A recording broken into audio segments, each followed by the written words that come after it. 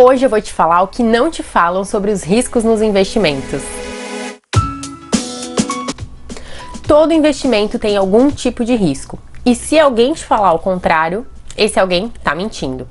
Os três principais riscos que a gente vê no mercado financeiro são o risco de crédito, risco de liquidez e risco de mercado.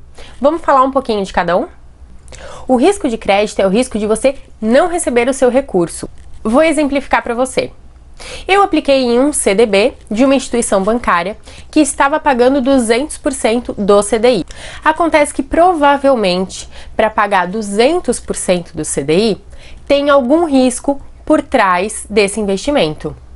Não é que esse investimento seja ruim. A questão é que provavelmente este banco emissor desse CDB tem um risco maior de não honrar com os seus pagamentos.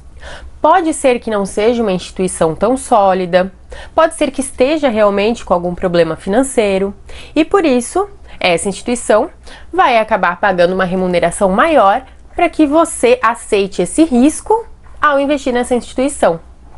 Isso é o risco de crédito, é o risco que você está correndo ao investir nesse CDB de não receber os seus recursos no momento ou do vencimento ou quando você decidir resgatar.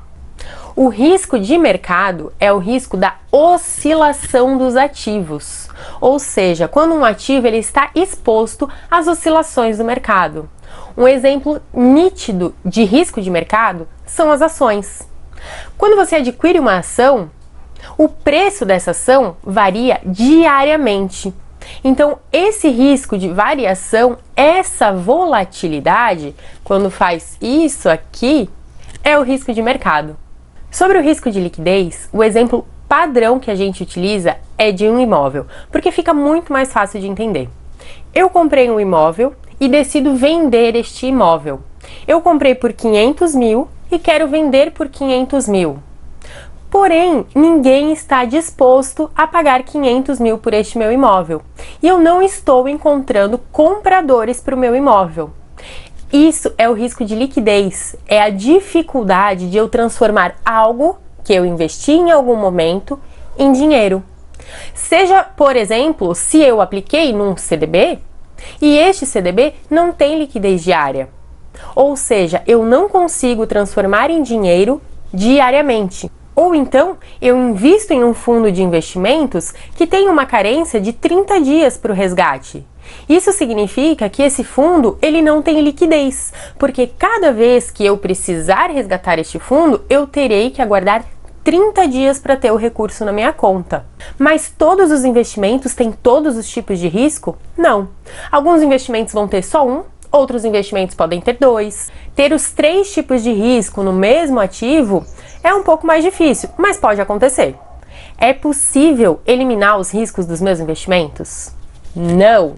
Não é possível eliminar os riscos dos seus investimentos. O que você pode fazer é administrar esses riscos. Por isso que a diversificação ela é tão importante, porque quando você diversifica os seus investimentos, cada investimento acaba tendo um risco diferente. E se talvez nesse investimento você tenha um risco de mercado muito alto, num outro investimento você tem um baixo risco de liquidez, o que você pode resgatar deste baixo risco de liquidez em vez de resgatar este outro ativo que tem alto risco de mercado.